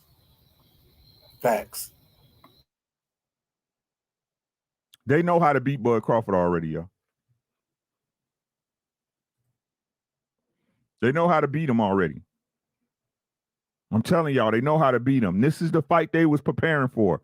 This is the fight they've been building up to. Derrick James and EJ simply have to execute. That's all it is. That's all it is. Shout out to Derrick James, man. I see you, God. They won't give you your flowers. I'm giving you your flowers now. I see you, bro. I see you, coach. In the greatest sense of the word, bro. I see you, coach. Shout out Oak Cliff. The ability to keep that young man grounded. When you think about it, right, and you think about what we've seen out of these fighters, right, and the ability to be able to reach your fighter in the midst of the shit and keep him on the straight and narrow, right? We've only seen Bomac do what? Take his dog off the chain. Hey, bro, you losing. Mm-hmm. Bro, you losing. Go in there and whoop his ass. You hear me? You can't tell him that when he get in there fucking with Earl, bro. The truth gonna expose him. The name is fitting. You go in there with that bullshit, that tough boy snot, PP boy shit I said months ago. Y'all thought it was a disrespectful thing. It wouldn't. We all come up with them, fam. Did we not, Rick? Yes, sir. Silver Tooth Kid, man. Silver Tooth Kid, fam. You can't send him in there on no silver tooth shit and think you done gave him some instruction. You don't fuck around and go in there and get him hurt. And then everybody gonna turn around and look at your motherfucking ass. I'm telling you what's gonna happen, bro. Bowman, man, I hate to say it, right? But with pride cometh a fall. With pride cometh a fall. And when this man get in there and experience this shit, he gonna turn around and look at everybody around him and look at them like, you motherfuckers. Why ain't y'all tell me, bro? Why ain't y'all tell me I wouldn't really own my shit? Mm-hmm. And the motherfucker he gonna look to really help him be on this shit, he ain't gonna have no answers. He ain't have none, y'all, when he didn't have none for Rob Brent, when he didn't have none for Jamel Henry, y'all didn't ask yourself no questions. I did. Y'all didn't pay attention to Mo Hooker out there lost and think, goddamn, what if that happened to Bud? All right, man. Let's get on out of here. We got one more, man, that I'm gonna let y'all go, man. Even though we didn't have this conversation, we are talking about the fight. Who wins, Crawford or Spence, and how do they win? K-Rod. My final conclusion on this is who wants it more, and from the looks of it, it looks to be that Errol Spence will be the victor of this fight, simply because he's proved ever since the start of his career that he's the more destructive fighter that has shown enough separation in his skill set to be that guy, and just to be a very dreadful fighter that just keeps improving. And how I see this fight is just that Errol Spence is going to show you why he was Errol Spence, to begin with, from the very beginning. I have Errol Spence, brutally stabbing Crawford. I think this fight is not going the distance. Crawford can think that he's going to stop, Errol Spence, but I don't, really see it, to be that way. Mm-hmm. And I just think that based off of how this fight will go down, it's going to probably end up being, one of those fights where Crawford is probably going to have to, look at a lot of things that Errol Spence will, very well take advantage of him. And I think Errol Spence will be that person where he's just going to come out victorious. And there's going to be a lot more strengths versus a lot more, weaknesses out of him. So I got Errol Spence, knocking out Crawford in 4 rounds. Damn. Damn. Rube, what you got, bro? Wait, did he say 4? He said 4, guys. Whoosh. Damn. Okay, K-Rod. Whoa. What you got, bro? Well, shit. K-Rod be wildin', boy. So, hey, if I'm right, then every single one of you got to give me money. hey, look. Hey, Rod, I'm gonna keep it 100 with you. Look, if Errol Spence knocks him out in 4 rounds, I will personally cash up you $100. Damn. I appreciate that. You heard it here. I'm tight. I might super chat your ass 25 or something. Yo, there. I don't see that happening. And here are my thoughts on it. I do think Errol is going to knock him down a couple times. I think that Bud is going to have to go to a place he's never been, and he's going to have to find that that little extra that every great boxer has to find at some point in their career, aside from Floyd Mayweather. But every great boxer has to find at some point in their career. And I don't know if he has that. I don't know if he has whatever that is. I don't know if Crawford will find that or if he has that. Mm-hmm. So, with all of that being said, I see rounds 10, 11, and 12, Bud Crawford looking to survive, looking to finish so his fans can say, hey, yo, he really won that fight. It was stolen. Some crazy shit like that, right? Mm-hmm. But I think Errol is going to just beat him up. Just beat him up. I don't even think Errol's going to look for the early KO.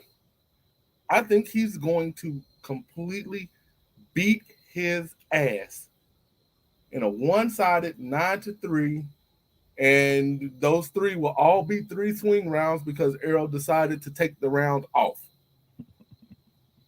Errol Spence 9-3 decision. Good call, man. 8-1. What you got, bro? Well. How do we see this fight going? Who wins and how? Mm-hmm. I see early in the fight both men being a little bit nervous, to be honest with you. You know, all cap aside. I see both men being nervous. It's the biggest fight in their careers. They both been anticipating getting in there for so long. You feel what I'm saying? So I think about a good 30, 45-second minute feel out, you know, or 45-second feel out what we're going to get in that first round. You know what I'm saying? But we'll start to see the men trying to apply their game plan. And I think by round 5 or 6, we'll have some tails. Real talk, y'all. I think we'll have some tails by round 5 or 6. I think we'll have some swelling showing. I think we'll have maybe a cut even by that time. A cut or somebody with a little bit of damage. You dig what I'm saying? And I think by round 7, the fight gonna break out. Somebody gonna hit somebody with some shit. Somebody in the crowd gonna ooh-wee, some shit gonna go down. You hear me? Yes, sir. And it's gonna get real thick, real motherfucking thick. And I think by round 9, we're gonna see whoever in there with the bow tie on and the blue shirt. I think he gonna wave some shit, you know, like, hey. Or I think one of them towels is throw in the goddamn towel. What a towel. Yeah, bro. Because when the motherfucking fight break out, bro, and that motherfucker start feeling that shit go upside his head and to his body, it's gonna be different. And if he thought Gamboa was some shit, and he's still holding that shit up, he thought that was some shit, bro. Man, look, Brian Norman, look, I always had a feeling that the fight wasn't gonna be what everybody was trying to make it. I ain't never copped to it being no 50-50 motherfucking fight. It ain't never been no 50-50 fight. Mm-hmm. You know? Yes, never. sir. But I'm gonna say this, man. Look here. When Brian Norman told everybody, I've been in the ring with Boots and I've been in the ring with Bud. We all know, if y'all out here in these streets, in these YouTube streets and these boxing streets, y'all know what happened when Brian Norman got in there with Bud. Yes, sir. It's well known. And he said flat out, he didn't mind on camera saying, Boots is the best person I ever been in the ring with. That told me all I needed to know. The truth in 9, y'all. I'm going to be in the house. The truth in 9. Yeah. And if I'm wrong, I ain't got no problem in coming back and saying it. We talking about the 3rd best welterweight in the division, bro. He got a chance. Mm-hmm. But styles don't make fights. It's who can impose their motherfucking style on the other man. Yes, sir. On the other opponent. And hey, look, I see multiple ways of Earl getting it done. I only see one way of Bud getting it done, man. Earl and 9. I agree with that. Man, I agree with that. Good shit, man. Good shit, man. I'm going to say it's not no 50-50 fight, man. He said Bernie the boxer said that Bud win. Bo Mac needs to get trained out of the year. You won't get it. I'm telling y'all right now. My boy A Young, what's good? What's up, young guy? Konnichiwa. He said EJ gonna crucify Bud. Bud gets stopped in 10, bro. He said when EJ stopped Bud, he pound for pound #1. That's facts. Hey, he said I'm sticking with the 50-50 even though I like the person. So let me tell y'all something, man. You can believe it if you want to or not. Pick it up. Pick this up off the ground if you want. It's $100. I'm about to drop some money for y'all, right? Pick it up if y'all want to, man. I said it both. Like I said before. Shout out to Floyd. Even though y'all don't want to admit it, look, man, I'm gonna tell y'all, I watch tape. When I'm bored and I ain't got nothing to do with my wife at bingo or she hanging out or she at work and I got the day off, you know what I'm doing? I'm watching fights. I lay in my bed, grab the remote, hit YouTube, and I watch tape. And I'm telling y'all, Bud and Ugas fight goddamn near the same way. They wait for you to lean over your front foot. They wait till you get off balance and make a mistake, and they're looking to counter you. Now, while the styles are applied differently, it's still the same style. However, you gotta admit that Ugas is more sturdy than Bud. Am I off? Nope, you are not off. Am I reaching? Nah, hell no. And when did Ugas get stopped? What, 9 or 10? I believe it was the 10th round, if I recall correctly. Bud is exactly what EJ said he was. You too light in the ass. You too light in the ass. And I thought about it. Me and 817, I call my boy all the time. We chop it up all the time. You know what I'm saying? And I was thinking about what he said. He was like, EJ and 9. I'm thinking, right, the first round, maybe 2 gonna be fill outs. They're gonna be fill outs, right? It's 2 guys, like y'all said, the biggest fight, the most anticipated fight for both of these guys under the big lights. Everybody there, everybody watch. But when EJ starts stepping up in that 3rd, 4th, 5th round, bro, Sean Porter was landing on Bud. This ain't no triangle theory, bro. Like, Sean Porter was landing on Bud, bro. Yeah, we was all saying Sean Porter got some great feet, but we didn't see no great feet in that fight, did we? We just seen Sean Porter coming forward and putting hands on Bud, correct? Again, tell me if I'm off, guys. Hell nah, he was hopping twice towards him like some Mike Tyson shit and rushing him, and Bud was balling up. Right. Yep. Huggy Bear. Now, like I said before, if he don't get that ref involved early, that means the fight's gonna be in close, ladies and gentlemen. EJ's not gonna just let him push him out the way and grab him. He's gonna fight out that clinch. He's gonna fight out that clinch. And that means the work is where, ladies and gentlemen? To the body. We in the phone booth, baby. No Superman.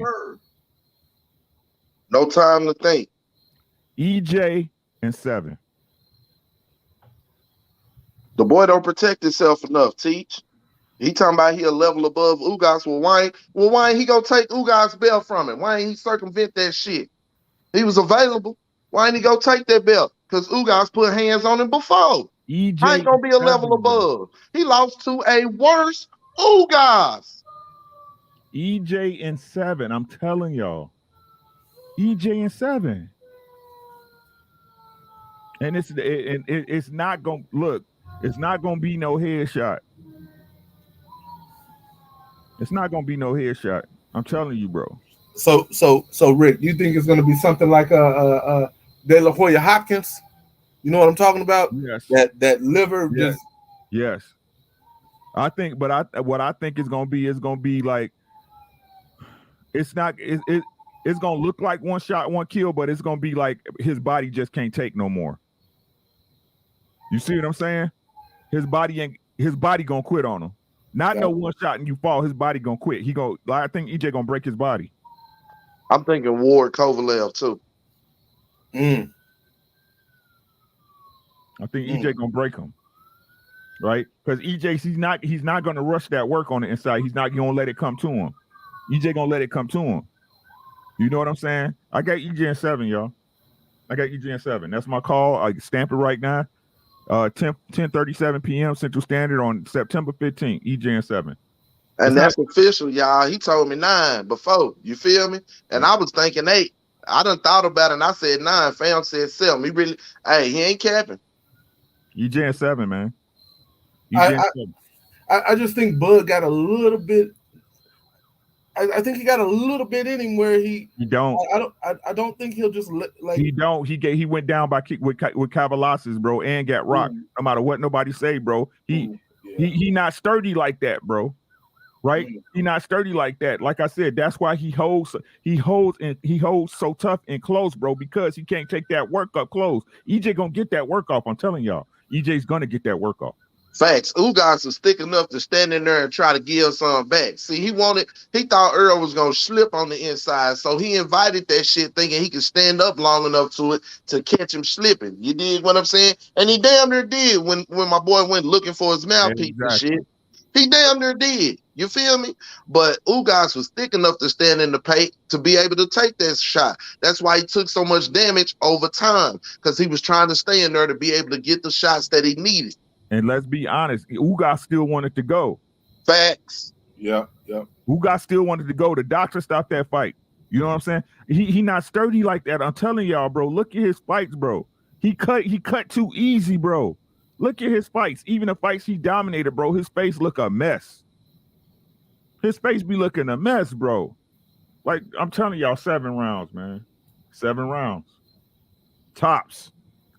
8 tops. 8 tops.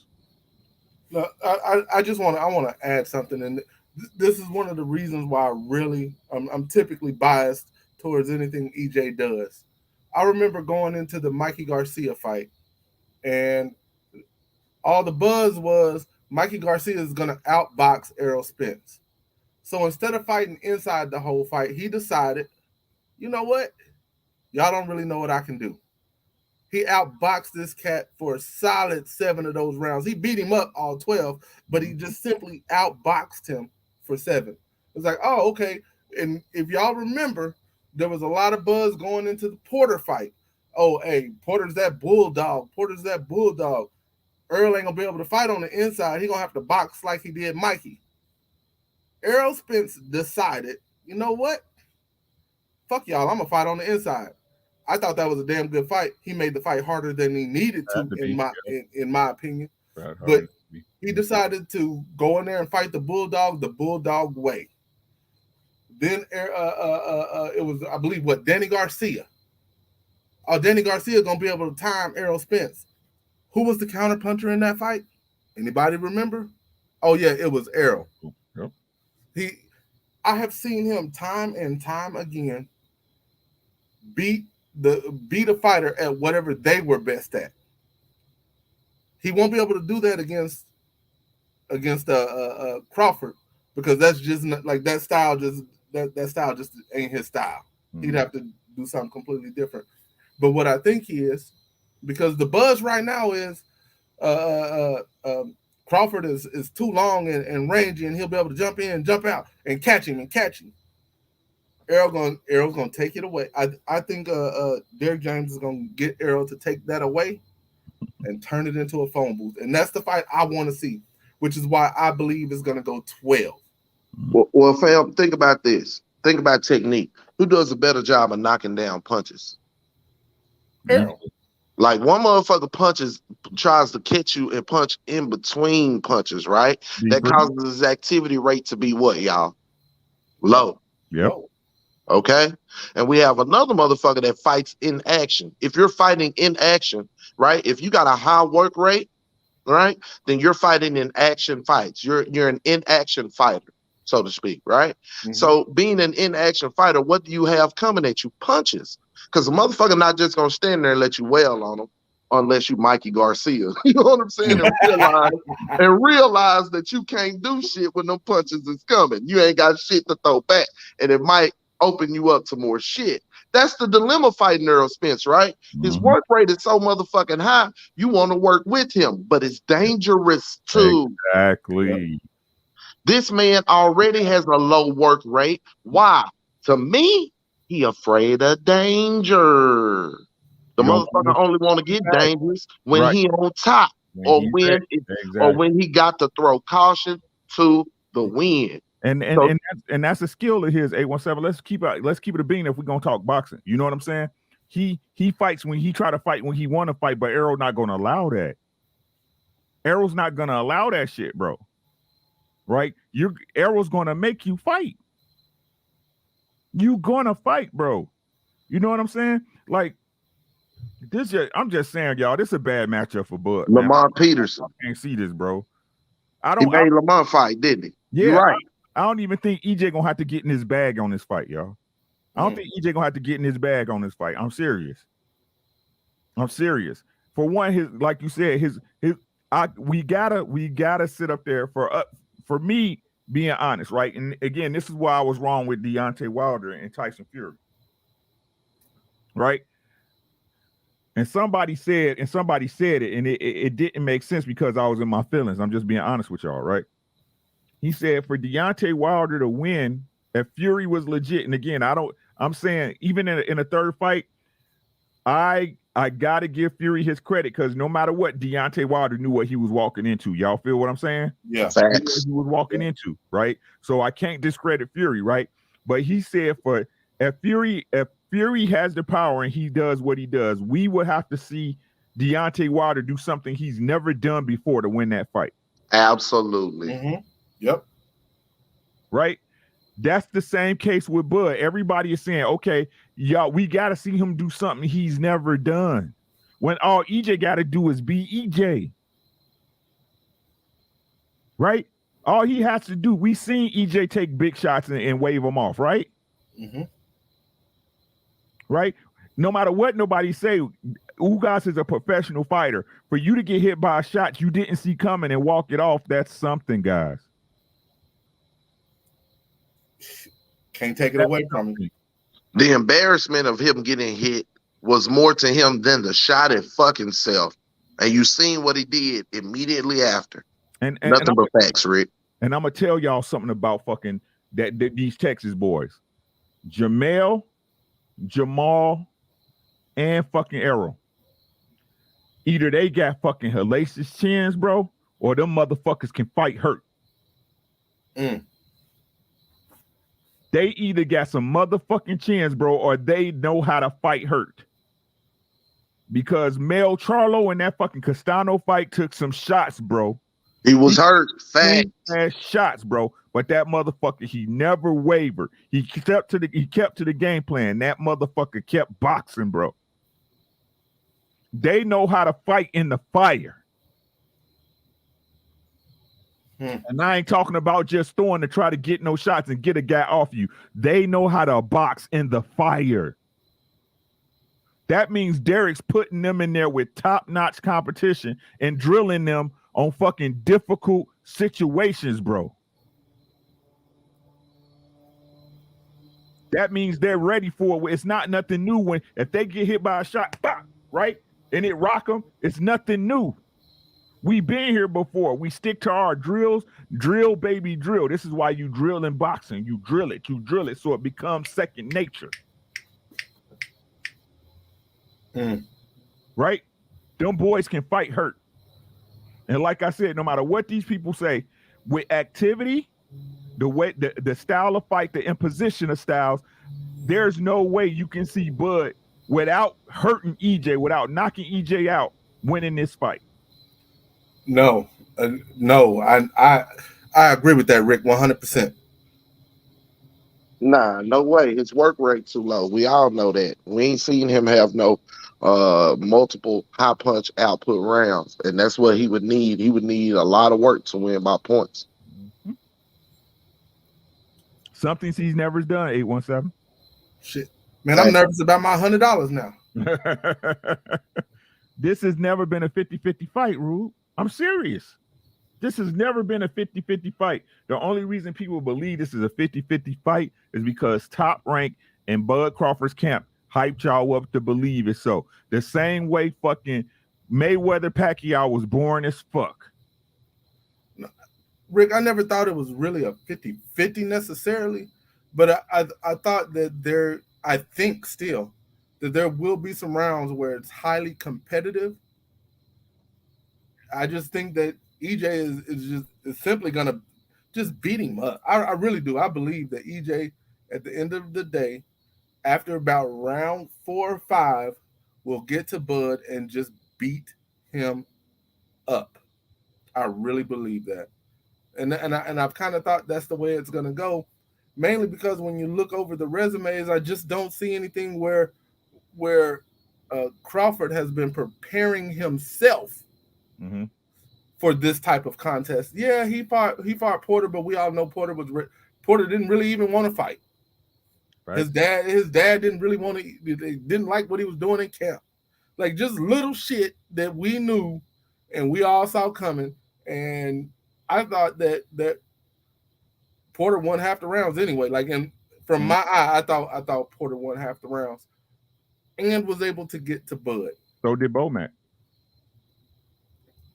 I just don't. I don't think that. I think Crawford's will to finish the fight on his feet is what's going to carry him through, unless, like you already said, that body breakdown, that's the end of the fight. That will is what's gonna get him broke down. That's exactly that will, that grit, that dog. That's what's gonna get him broke down, fam. That not wanting to go down, that wanting to get in there and prove him motherfucking self. The man told y'all. He told y'all in the video. The nigga was 4'11" in high school. You know, motherfuckers called him midget, shrimp, little Bud, baby Bud, all kinds of shit. I heard all that. When he got a little bit of height. And went to wrestling. Oh man, he thought he was the toughest motherfucker on the block. So I'm gonna tell you, he gonna try to flex that in the ring. Let a motherfucker put them thongs on his head.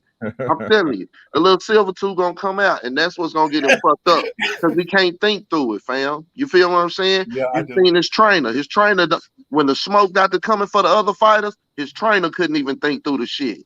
Man, what you doing, man? Get out there and whoop his ass, man. You got to try to offset him. You got to try no aim at his chest. What Bud do? Bud got on the apron say, man, aim at his chest. Different shit you expect to hear out of the corner. Who the fuck gonna tell him that when Earl put them thongs on his motherfucking ass? Shit.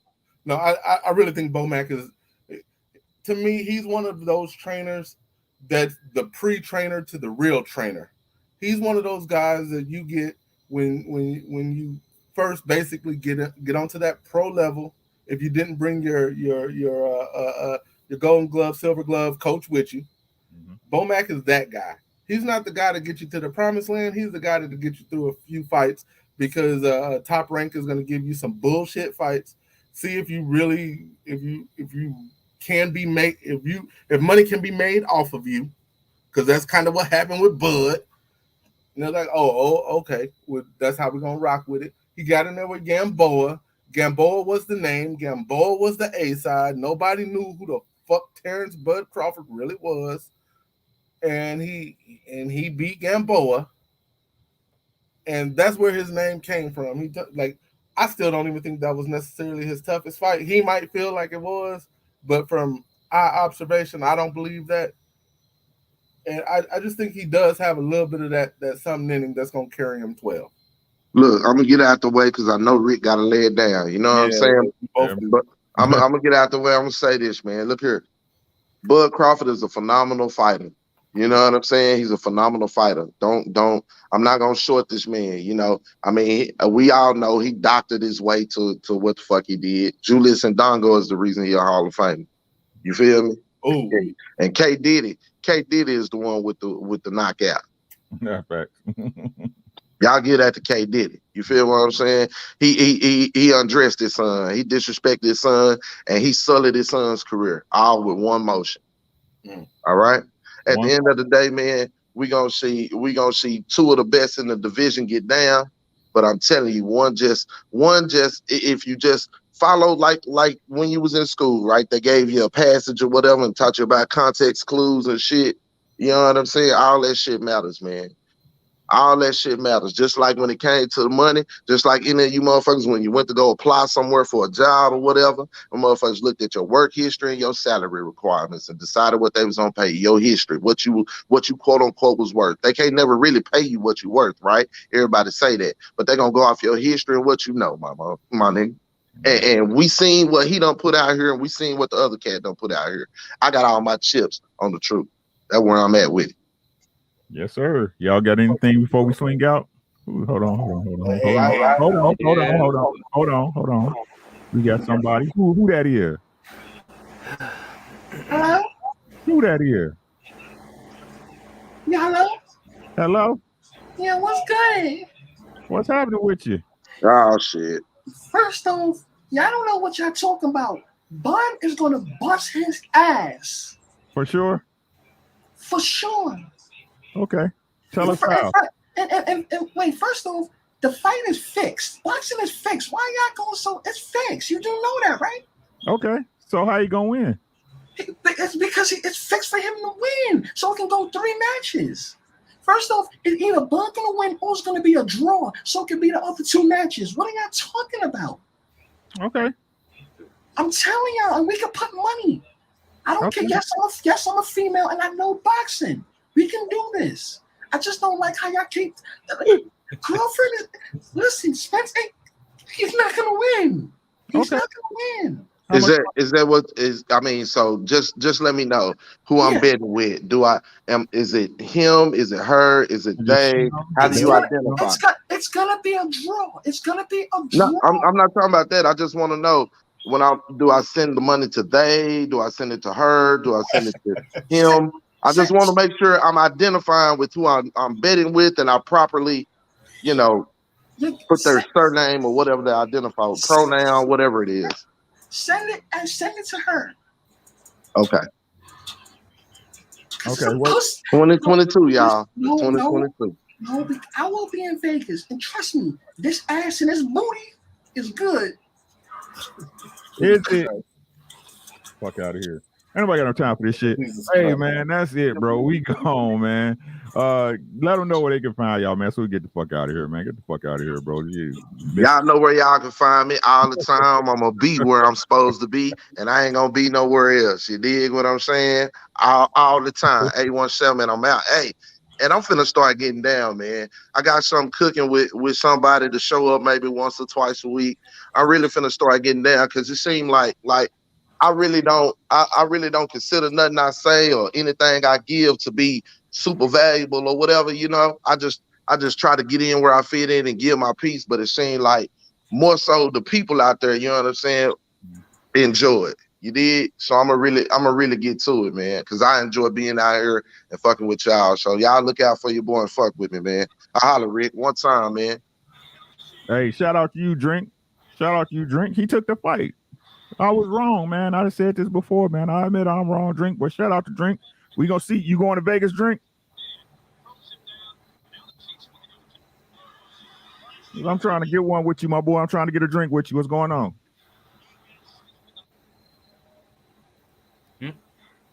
Ain't nothing wrong with that, BZ. Support your dude, man. You're trying to tell y'all, don't nobody care. Yo, Rube, let them know where you at, bro. Man, if you got a stream going on a Thursday, I'm right here. Yeah, Other than that, you can come to a Highland Tech football game. See me on the sideline. Yes, sir. Thanks so much, Rube. I appreciate you, my bro. I love you, man. Well, appreciate you, bro. Love you too, bro. All right, man. I'll talk to you soon, bro. All right.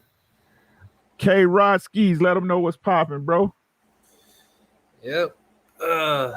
Thank you for having me on once again. Y'all can find me over at KRAT7435. Just add the Puerto Rican, flag logo next to it. That's my YouTube. I got my podcast links. Those are in the description of my videos. I just mostly post a bunch of sports and gaming content all day, daily. All day, every day. Yeah.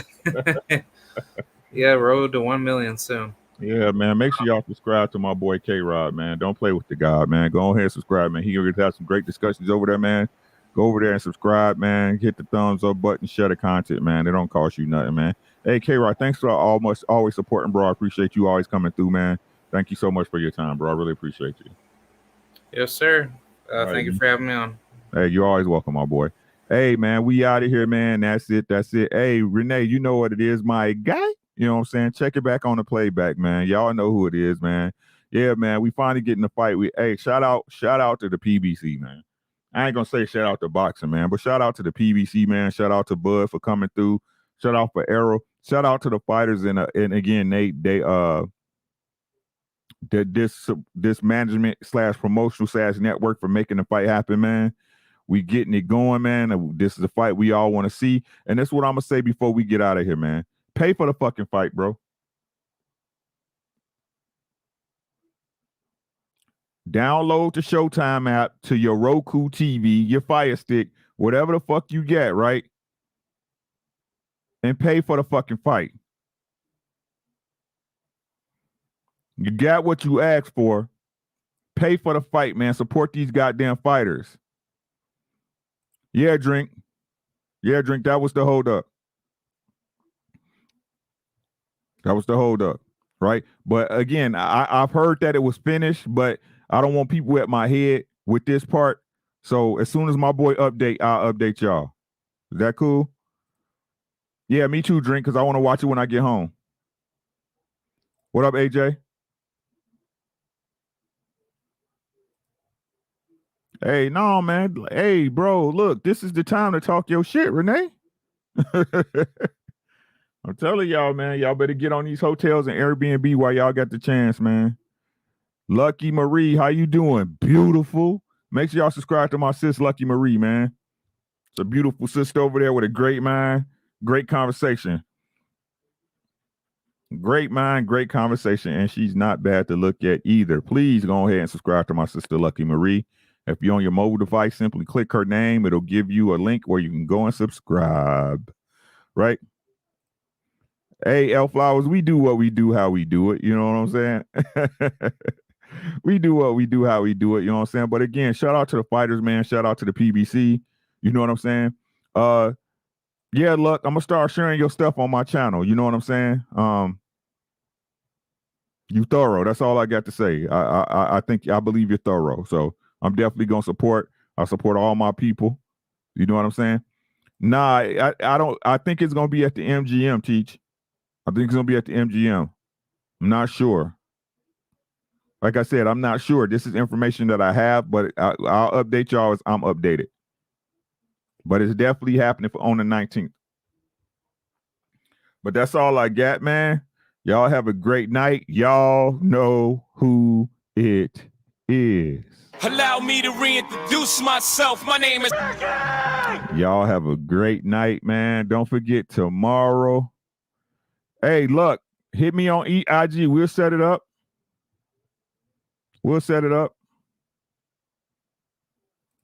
Drink said, not going to burn the money, but I got to catch up with Duke once it's official. He bet me 100. Yeah, get your dough, bro.